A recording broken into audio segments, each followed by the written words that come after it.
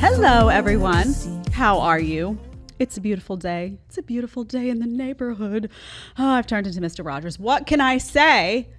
Welcome. Thank you for being with us. So I'm going to tell you what we're going to talk about today. It's feisty, as always. And then we have a special partner that I'm going to introduce to you for the show today. All right. So today we're going to talk about OnlyFans. And I watched this video, and you have these OnlyFans creators out there talking straight up, denying that their career choice to be on OnlyFans is going to negatively affect their future children and is going to negatively affect their prospects of getting married, having a family. They don't get it. Talk about the delusion of the modern woman. So we're going to dig into that. We're also going to talk about why women typically aren't attracted to male virgins. Why is that? There's a reason. We're going to dig in. Also, why are modern women, from that same video, it's a series, honestly, you're not going to want to miss this. I'm telling you, man. But why are modern women wrong about how guys process female promiscuity? Why do they get it so wrong? Why are they so off? We're going to talk about that. And also, I have to bring in the latest tools of the Matrix, as you know, for my Matrix segment of the day. UK legislation on climate change. I told you climate change was going to be the next tool of the Matrix, how they're going to control your life, how they're going to wreck the world, forget about country. This UK legislation on climate change is a model of what's to come. So we need to look at it. You may say, well, Jen, I'm not in the UK. It doesn't matter. Remember, this is globalist. This is globalist. So these people want to come in and they want to remove the sovereignty, not just of states, how we're used to thinking about it in the US, but of countries. So that's why this is extremely relevant for us to look at. So today, our show today is brought to you by 360 Cookware. I'm going to play Santa Claus for a second because I have to. I didn't bring my Santa hat. Maybe next time. You never know. You never know what I could do. 360 Cookware is an amazing company. I get a lot of direct messages on Instagram, which I see, by the way.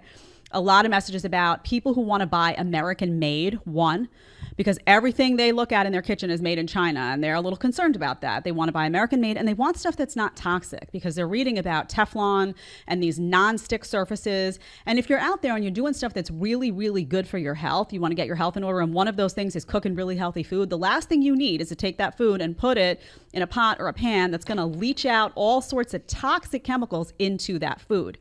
That is extremely common. It happens all the time. It happens with most products that you can buy, most conventional products. I have the company for you, 360 Cookware. It's the only stainless steel products that I use in my own home. I cook for myself, my husband, my baby from when he was very small. It's 100% made in America, which is fantastic. You're supporting a USA company. It is completely non-toxic, so you don't have to worry about anything nasty leaching into your food. What good does it do you to cook really healthy food and then stick it in a hot pan and it all gets infused with nasty stuff that's going to defeat the purpose? And chemical toxicities, by the way, are one of the leading causes of disease. So you have to be aware of this stuff. It's chemical free and it has a lifetime guarantee. They are so confident that you're going to love their products that they offer you a lifetime guarantee. I'm telling you, this stuff lasts forever. It's 100%. It's stainless steel. It's fantastic.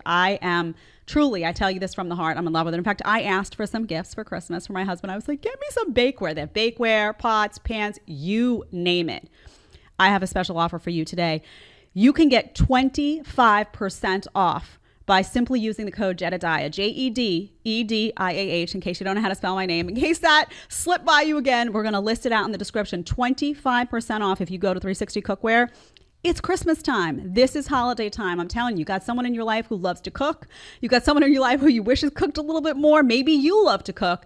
This is a fantastic gift for you. I'm telling you, man, you cannot underestimate the power of non-toxic stuff to have a fantastic impact on your health, your life. You'd be surprised how many chemicals you get from all that leaching. 360 Cookware, thank you. 25% off code Jedediah, linked in the description. Okay, that's our partner for today. Now we got to get on with OnlyFans. So these women sound crazy. I was going to say they are crazy, but well, maybe a little bit. This is the Whatever podcast. You know, I love it. You know, I love that show. That guy, I don't know, man. We reached out to him. We tried to get him on the show. He's thinking about it. I was like, what do you guys think about Brian? A little bit afraid of JB Live? Who knows? All right. Whatever podcast. We're going to start with that. Let's go to 14637. And they ask these girls, do you have concerns about how OnlyFans might affect your children and your future and your potential to get a husband? listen to some of the responses.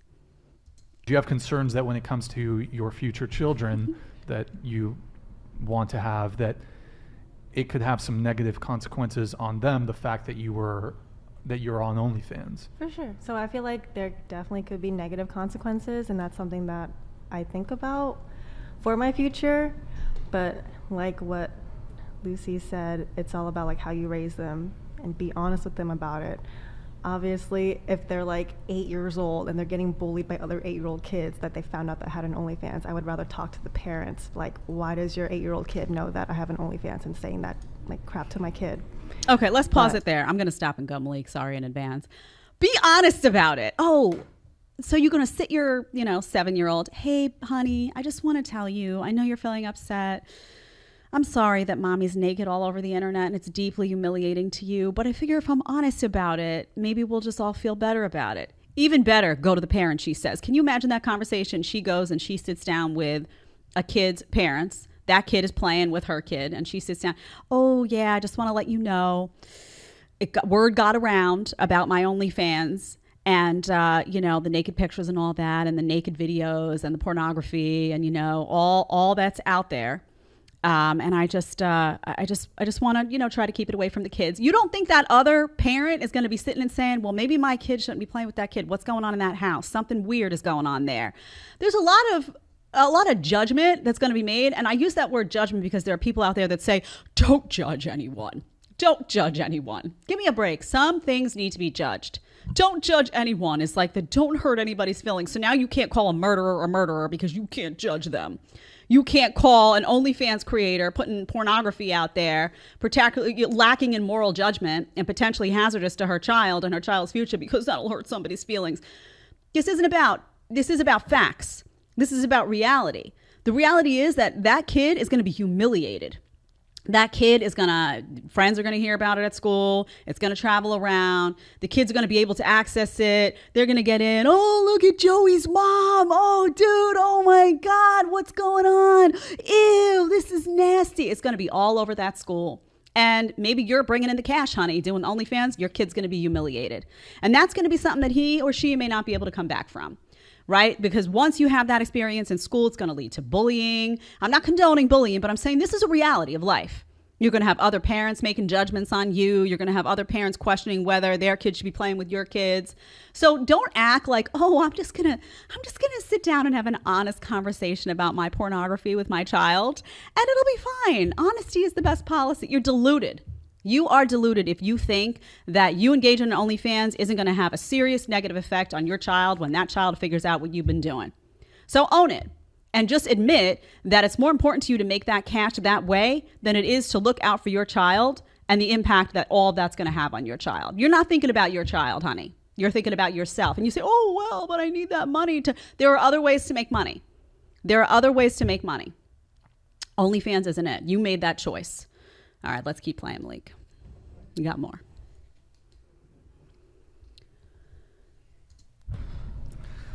I mean, for me, I'm more hesitant on having kids, but if I were to have kids, I would be honest.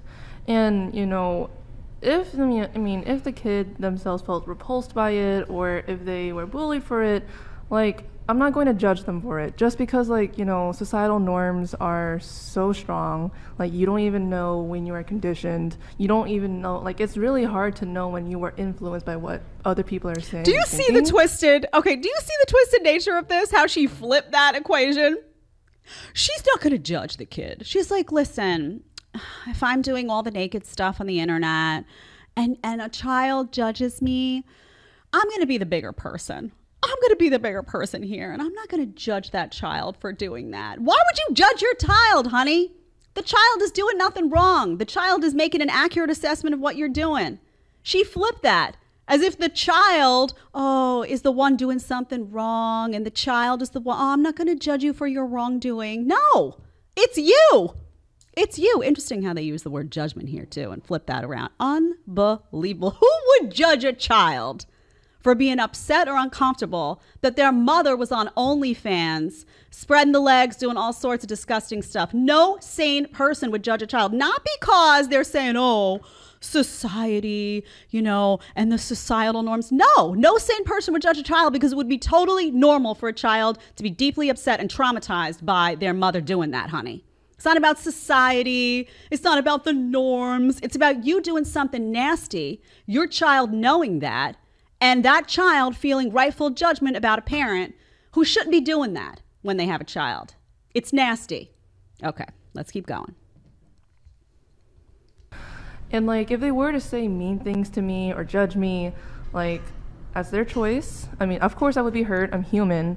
But like, I think what I would remind my kids, if I had with them, would tell them that like, hey, you know, I am more than just an OF creator.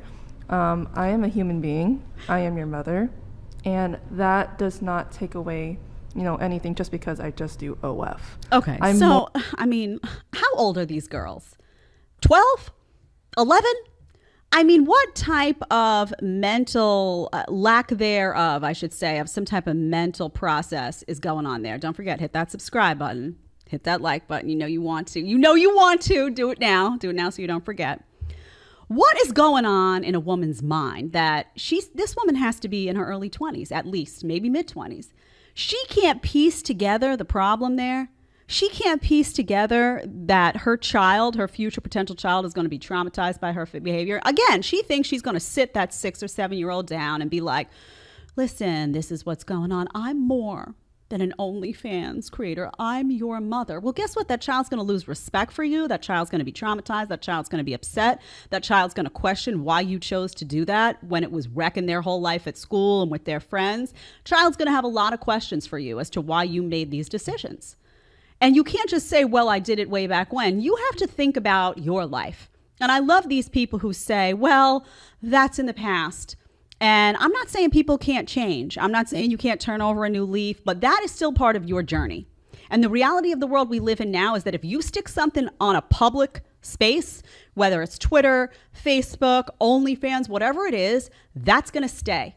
It's not going away. It's not disappearing. That's the reality of 2022. You can't just say, oh, well, I'm just going to erase that part. People have seen it. People have formed opinions. People have had communications with you in those spaces. It just is what it is. So you have to just own it, you know, and there will be consequences in many cases. We're seeing that unfold right now before our eyes. There will be consequences. But how do you not think about that? If you know you're going to be someone who might want a family, who might want a husband, how do you not think about the fact that you're doing pornography on OnlyFans? You're having exchanges with men where they're asking you to do all sorts of crazy stuff. And by the way, this one does a lot of crazy stuff she shares later on in the video. So you're having this stuff go on, and you're somehow going to expect society, men, your future children to just snap their fingers and forget, oh, new slate. Let's just pretend it didn't happen. That is not how life works. Again, not saying you can't change and you can't reform, but that is going to be part of your past. And because of the world we live in, it's going to be part of that kid's present, because you're going to be able to pull stuff up. People are going to screenshot. People are going to save. You know how this works. You're not that dumb, hopefully. One never does know. So stop making excuses and own the decisions that you're making. You're a grown adult. You want to be able to make your money the way you make your money. Okay.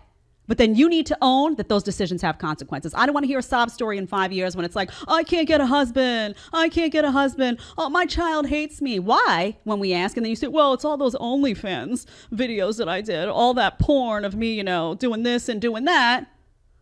Honey, come on. That's the decision that you made. Now you got to own the consequences. It is what it is. Okay. So now we're going to talk about male virgins. This is a topic I get asked about a lot, actually. It's interesting. Do women like male virgins? And it's very split, right? Now, granted, the conversation we're about to have, and the girls are going to weigh in here. There are always going to be outliers.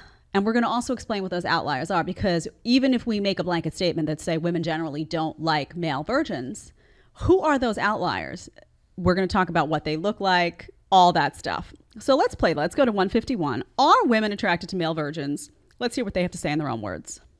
Most guys who are virgins, you're probably not going to be attracted to them. But are they respectful and They could be kind? like- That's what's important If to they're me. like an average That Joe. a guy being respectful and kind is the most. I'm not saying it's not important, but it's the most important. more than any other traits.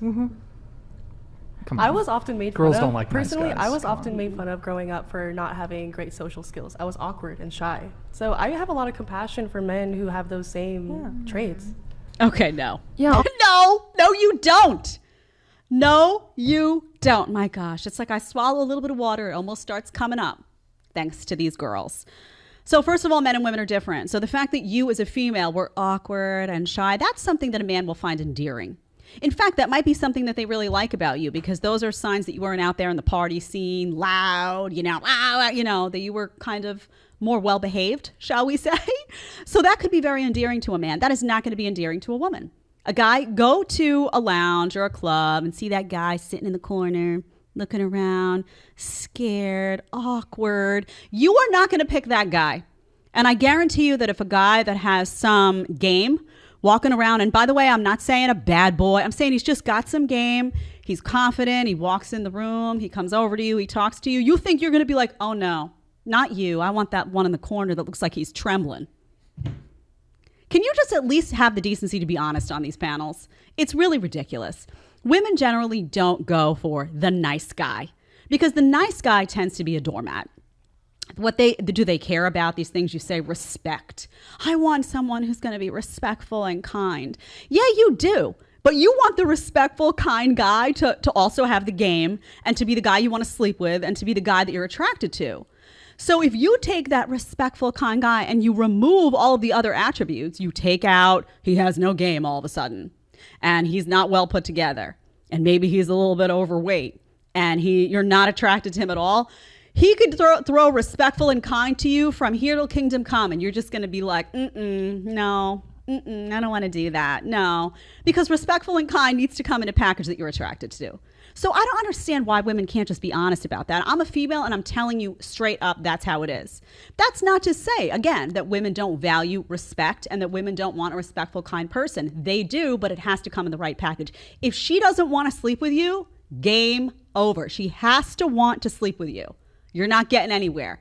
Without that, I don't care. And women will say, oh, that's not true. We were friends for like 15 years.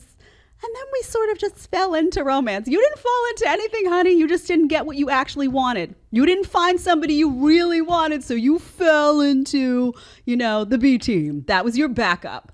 And now you're trying to make sense out of it and make everybody think, no, it wasn't my backup. I just grew into him.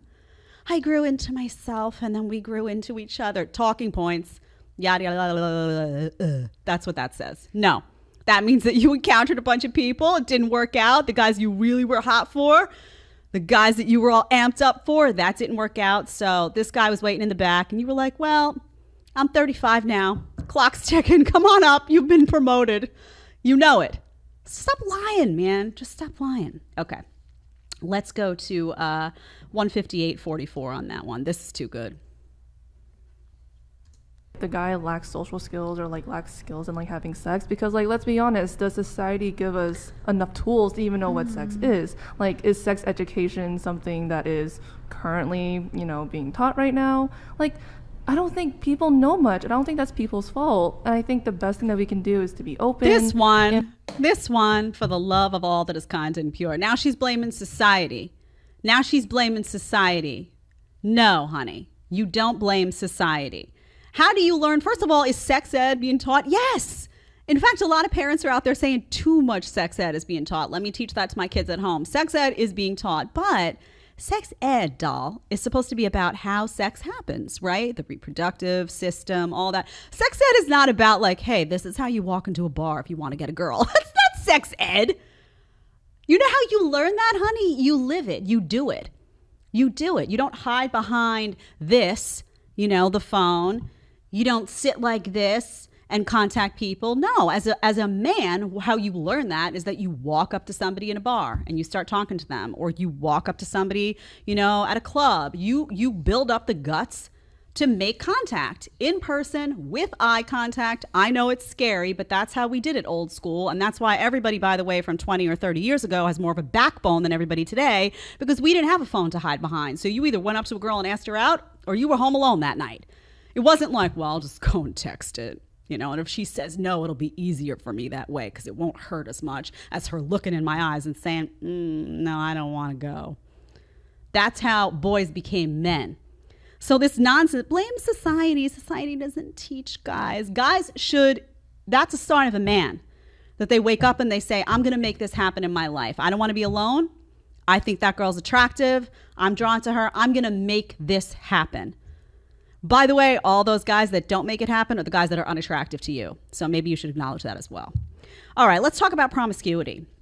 I've done a lot on female promiscuity being different from male promiscuity because of how it's perceived by women and men. Not different because society says. We are society. So if women say we don't care about male body count, but guys say we do care about female body count, that's not society as if there's a governing body that made those decisions. No, that's women and men being different and caring about different things. So end of story. Stop blaming society for everything. It's nauseating. Okay, let's talk about female delusion about promiscuity. Let's go to 20427 on this one. This whole segment,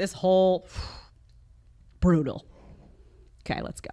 Outliers just because we make a lot more. Like, we have something a lot of people don't, which is freedom, and people strive for that all the time.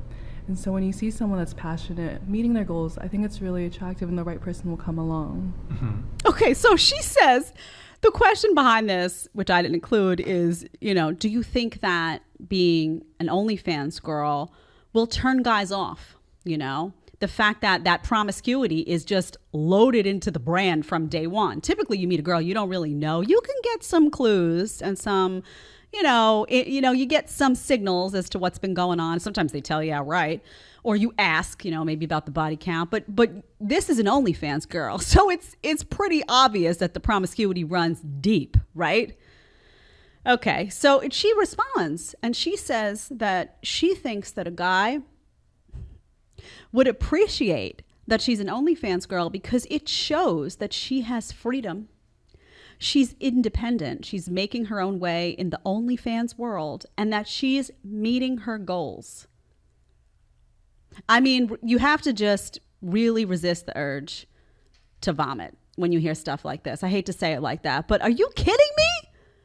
Are you kidding me? You really think a guy's going to sit at home and he's going to be like, looking at stuff. You're all naked. Some of these people are like involved in pretty extreme forms of sexual whatever. You're doing that. Okay. You're doing it. You're doing all that stuff. He knows that. And he's going to be like, well, you know what? She's an independent woman. I like that. I like the freedom with which she engages with all of these men and her freedom to establish her own business. Yeah, I'm drawn to it. I think there comes another guy. Another one. A third all at once? Wow. Oh, but at least she's meeting her goals. Do you think any sane man is going to be absorbing your content and gleaning that? Come on, honey. I mean, if you want to do this for a living, at least own the realities of the consequences. Don't make everybody else feel like, they're dumb or something. Like you think everybody's an idiot and they're not processing what's actually going on here. Can you please spare us that? Oh, man. All right, let's go to 20531. She's talking about long-term friends that turn into lovers now. A lot of guys have told me, like, I couldn't do it. And I don't know if that's something that you guys have encountered. Maybe if you're just matching on Tinder, you would find 99% of guys would be like, no, like I wouldn't marry someone like that. But I think a lot of us also have long-term friends that may turn into relationships. And I feel like you're more likely to get a marriage and like kids out of something like that, where they've known you as a person beyond you as a sex object. Okay, so let's translate that for you in case you missed it. I know you folks know what's up here. But in case you missed it, the translation is that she's going to do her OnlyFans and make money. She's well aware that it is going to be a problem for her in terms of finding a husband, because most of them are going to be like, how am I going to bring this girl home to mom and dad? Come on. It doesn't exactly read as a wife me up, OnlyFans creator, wife her up. Not quite, just missed the mark by a tad. So she's going to go through life and she's going to be lonely a lot of the times for that companionship. And then she's going to reach into her back pocket and pull out a male friend that's been around for 20 years. And as she says, knows her beyond her OnlyFans role. That's called a backup. That is called a backup. So she knows, she is conscious that her decisions are going to prevent her from you know, establishing a relationship with a lot of guys. And she's already got the backup, by the way. I'd love to know who those friends are because they should know they're the backups. Maybe they don't know, but they are. She's going to just reach back and be like, you know what? I'm 30 now. I'm ready to have kids. A lot of guys are turned off, as it turns out, to me being naked all over the internet. So let me just call John. He's been here since high school and he knows I'm like nice and stuff. I'm nice when, you know, even though I'm naked all over the internet, I'm still a nice girl, you know, old school in other ways. You asked, Jed, why are you so tough on women? Because I am one, and I cannot believe what has happened to women. What has happened to women? It blows my mind. I mean, I know I say I'm a relic, but I'm not that old. I'm like, in the last 20 years, what has happened that you've got women talking about, oh yeah, I'm an OnlyFans creator, and it's, you know, I'll just sit my child down and I'll be honest about it and it'll all be fine. What? What? And talking about, well, I need to, you know, make money, as if there's no other way to make money, as if no one else has any other kind of job on the planet. Wild. It's just amazing how women are comfortable demeaning their own bodies in the modern age. Just spreading it all thin. I mean, it's really, really deeply humiliating to watch. I mean, they humiliate themselves, but it's hard to watch. It's hard. It really is. As a female, I'm like, man, wow. Okay. Let's go to 20716. She talks about how she does acknowledge that traditional norms exist. So let's hear her take on who would and wouldn't be interested in an OnlyFans girl. Like, you know, I think for maybe a person who's into traditional norms, they'd be like, oh, that's kind of weird. Like, I'm not really into that. But like, you know, I feel like when people see us, they see us as a person before seeing us as an OF creator. Mm-hmm. And I think that really shines out a lot more than what we do. At least for me personally, when people meet me, they're like, oh, you play a lot of video games, you like reading, you love cats. Asher, if you're watching this, I love you. I love you. Is that your cat? Yes, I love my cat. Mm-hmm. Like I feel like, you know, qualities other than just being an OF creator just pop up a lot more. Okay. So she's trying to now describe herself as this whole person, right? She's not just an OF creator. She has the cat. I like cats. I get it. She's, you know, likes to play video games. I'm not saying you're not a whole person. I'm not saying that you don't have a life outside of being an OnlyFans creator. What I am saying is that most men, the vast majority of men, and then some, will not be able to get past that initial reality that you have sex for a living, essentially. That you perform or engage in some type of sexual act for money. They're not going to be able to get past that. That you may be a complete whole person that has many other attributes in terms of like your likes, dislike. And maybe if you took that out, you may meet a guy where if you took out the fact that you're an OnlyFans creator and you just had everything else, you'd be a perfect match for him. That very, very well may be the case. But that guy, odds are he's just not going to be able to look past that reality.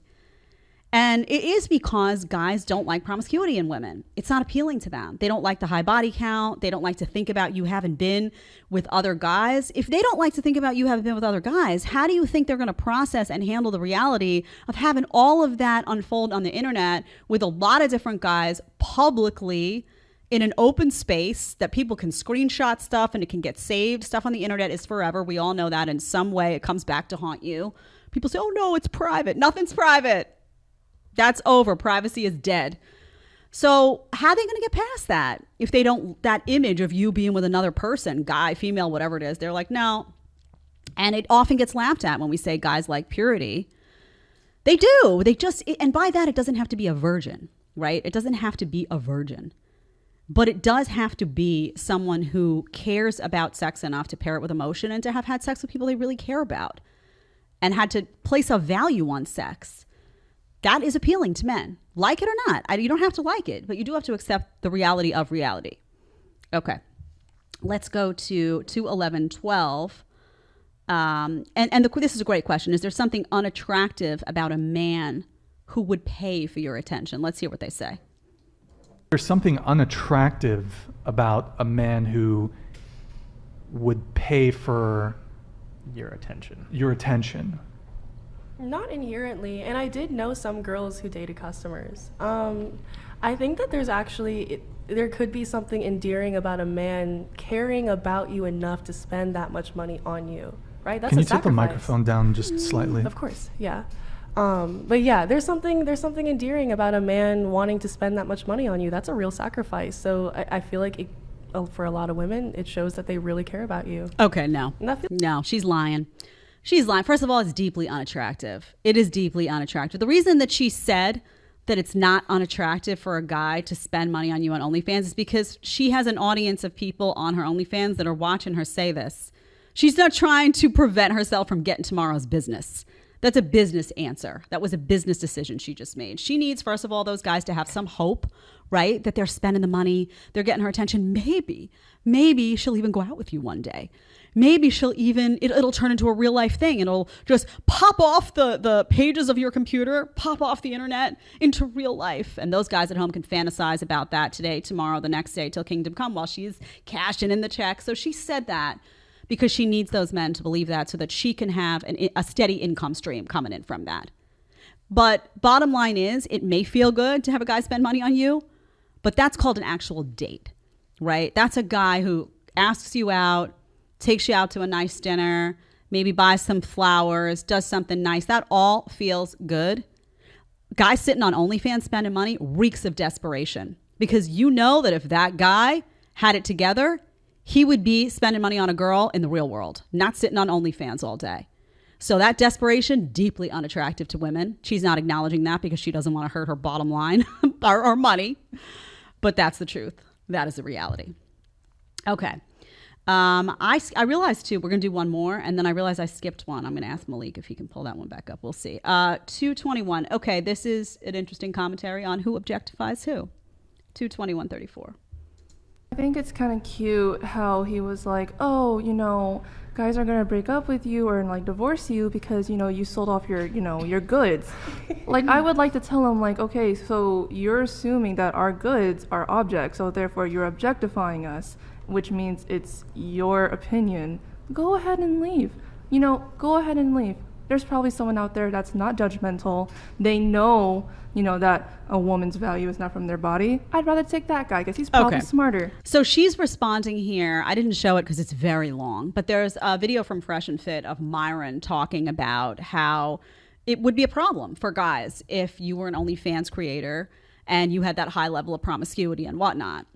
She chooses to respond to that by turning it on him and saying, well, you're objectifying us. You're objectifying us. How do you say that someone else is objectifying you if you are literally selling sex on the internet? How do you get to say that? You are objectifying yourself. Will other people follow your lead and continue to objectify you? Yes. But who set down the foundation for that? Who set down the model for other men to follow? You did, honey. You did.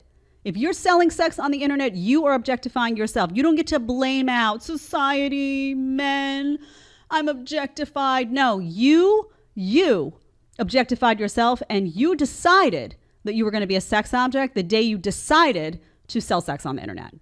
End of story. So that's interesting. And by the way, there probably will be guys that will accept these women and will date them at the end of their OnlyFans journey. Those guys will exist, but it's not going to be the guys they want. It's going to be the more desperate types that sat around and waited. Maybe they were on the OnlyFans waiting like to see if she found like a real guy. But if she didn't, they're there. It'll be that friend that they had for 20 years that they really didn't want to date, because if they wanted to date the friend, they would have dated the friend 20 years ago. Not, 20 years later when the options are less and now they're like, oh, call John. Yeah, he always liked you. Yeah, that's good, because you're ready to have a baby and whatnot. The guys they actually want, not going to be interested in dating them after an OnlyFans creator career of X amount of time. It's not going to happen. All right, I skipped one, Malik. I don't know if you can pull up the 150, 143. It's under number 2 on the male virgins. I think I skipped that whole section. Just that one, actually. Did I skip that? Get it right here. But like most guys who are virgins, you're probably not going to be attracted to them. But are they respectful? They could be like, That's Okay, we did do this. It was just a point. I had another clip. I didn't put it in here. It's my fault. The other thing I want to point out, I had a note here that I wanted to make, and I thought it was linked to another article. My bad, y'all. Okay. The thing that's a problem with virgins, because my mind drifted and I didn't address this. The thing that's a problem with male virgins generally is that the reason women don't like that is because men, they assume that men aren't virgins by choice. They assume that men are virgins because they couldn't get a girl and they couldn't make it happen. Because, I don't know how many guys out there, ladies, guys, but most guys would like to be having sex, right? They don't elect to be a virgin. Now, that's not saying everyone. There are guys that are religious that wait until they're married. There are guys that make a personal decision that they don't want to be distracted by women, and they are virgins by choice. But that is a very, very small minority. But most guys aren't virgins by choice. And it shows, right? Because you look at those guys and they're virgins and they're kind of lost, right? They're unhappy. They've been trying to get a girl. They've been swiping. Nobody's swiping on them. They're frustrated. Sometimes they get depressed. They're falling into alcohol. Maybe they eat too much junk food. They're a little overweight. There's a pattern that you see there. And it just reeks of desperation, that virgin status, like virgin. Oh, he couldn't get a girl. Well, if he couldn't get a girl, I don't want him, because women generally like men who have options, right? They like men who have options. Now, there are outliers. There are guys who you will find that maybe they're religious, like I said, or whatever it is in their life, they made that choice to be a virgin. And usually if you look at those men, they're very attractive.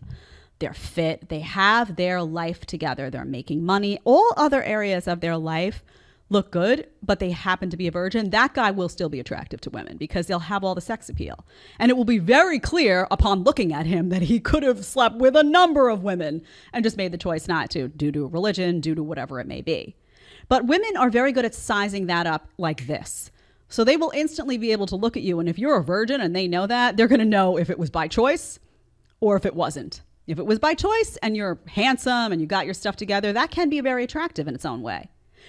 Odds are it's not by choice. And for 99.999% of virgins, it's not going to be a good strategy. Also, I think women also like in a man to be led, particularly in the bedroom. So there is a concern that women have that if it's a virgin, he's going to be new to the whole scene and she's going to have to lead him, right? He's going to be like, what's that? What do I do? Kind of like lost, kind of trying to figure things out that first time.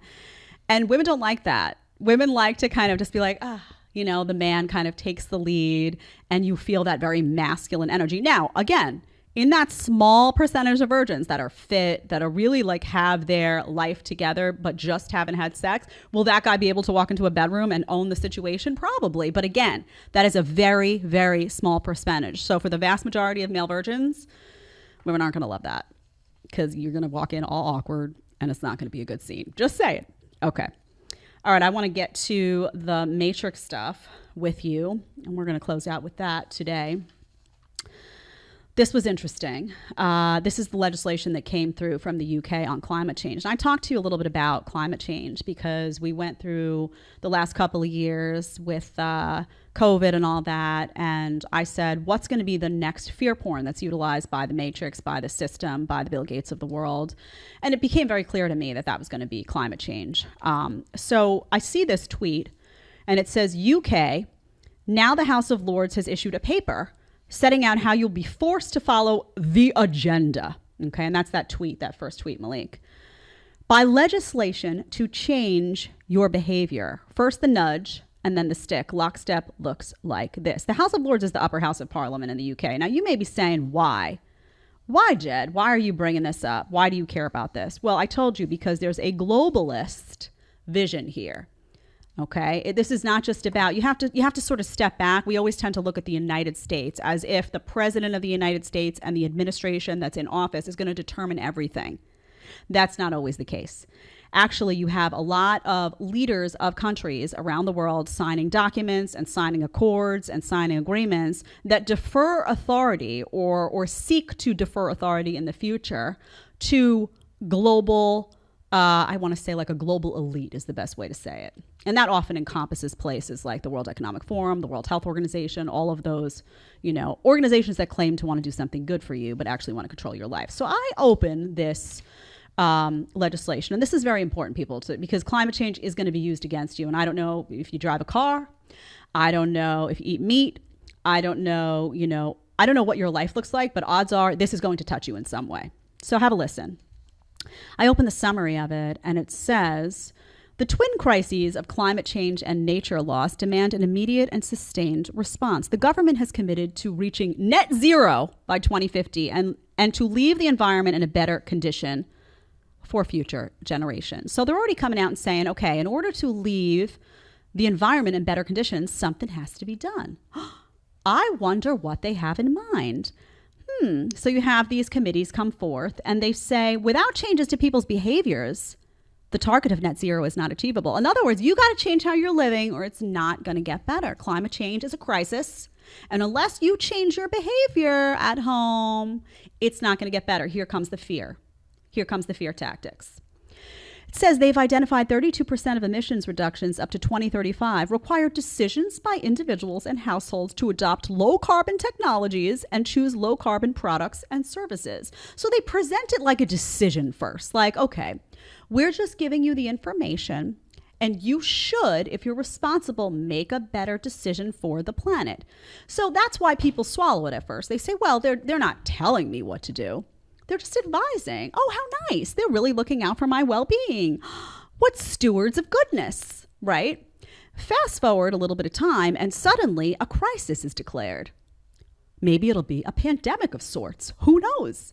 Something will be declared and suddenly all of those things that were personal decisions will very quickly become mandates. But because they've already gotten you to swallow the first bite and to believe that they're stewards of goodness and to believe that they have your best interest at heart, a surprising number of people sign on to relinquish those freedoms. Does anyone have an example in recent history, let's say the last 2 years, where they could think of something unfolding like that? I don't know. It's quite a puzzler.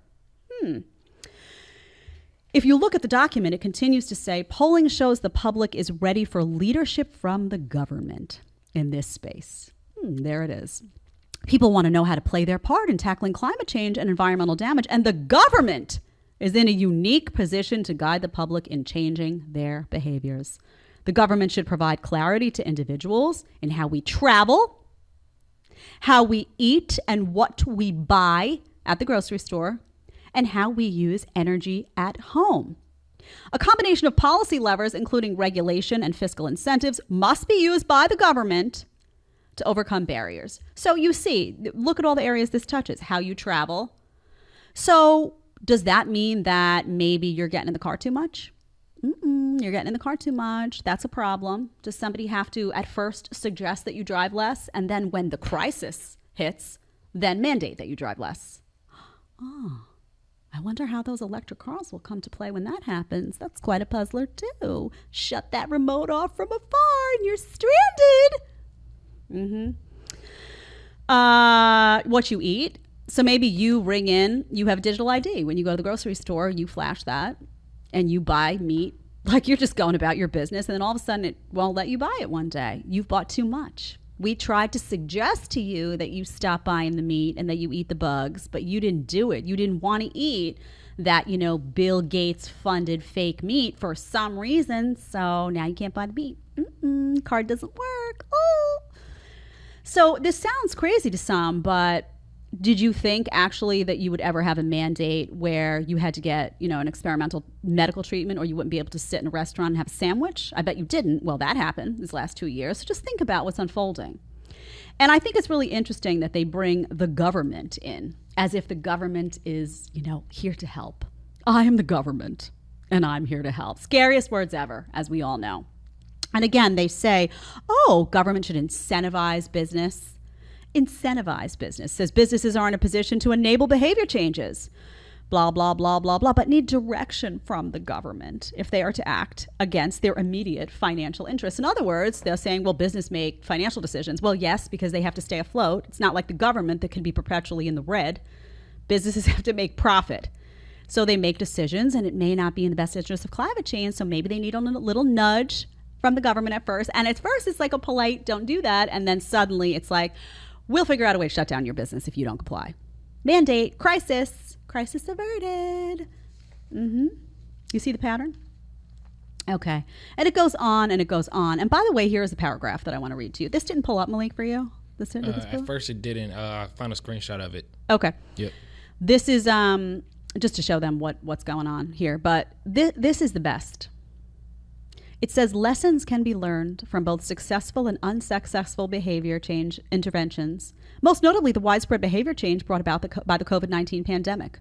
We recognize that the changes demanded by the pandemic were seen as a short-term response to a long-term emergency. Nonetheless, it will be a major missed opportunity if the government does not seize the chance to evaluate behavior change interventions implemented during the pandemic and apply lessons learned. In other words, what did we get away with during the pandemic? What types of encroachments on people's freedoms did we get away with? And what can we get away with again if perhaps the next pandemic that rolls around is more, I don't know, climate change-y? Maybe it's more of a climate change emergency. So if you think that this stuff is not strategized at the highest levels to maximize government expansion and to minimize your freedoms, then you're delusional. You are completely delusional. They're coming for your freedom one way or another. And this is happening all over the map. Are you able to pull that tweet up? Second. I have the comments one? The quote tweet, yeah. Yeah, let's show that one. I'm gonna show you. Okay. Climate change. Where the weather is always your fault and the only solution is more communism. This is in the comments section. It's fantastic. Isn't that the truth, though? Somehow now it's like, you remember it was like global warming, global cooling, this, that, the other. They don't know what to strategize, you know. Al Gore doesn't know what to spit out of his mouth right before he pops on his private jet.